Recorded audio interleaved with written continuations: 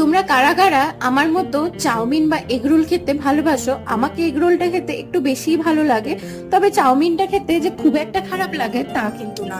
তো আজকে আমি বানিয়ে নিয়েছিলাম স্ট্রিট স্টাইল চাউমিন।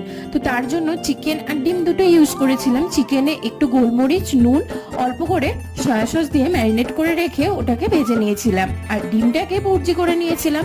তো এরপরে এই দুটো ভাজা হয়ে গেলে আমি সবজির মধ্যে পেঁয়াজ, ক্যাপসিকাম আর গাজর জুলিয়ান করে কেটে নিয়েছিলাম, তো সেটাকেই ইউজ করেছি। তার মধ্যে একটু নুন আর চিনি দিয়ে ওই সবজিগুলো সিদ্ধ হয়ে গেলে আগের থেকে সিদ্ধ করে রাখা নুডলসটা দিয়ে দিয়েছি, আর তারপরে অবশ্যই চাউমিন মশলাটাও দিয়েছি।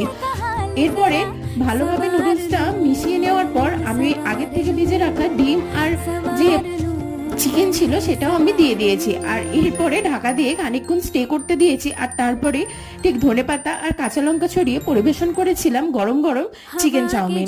ভিডিও ভালো লাগলে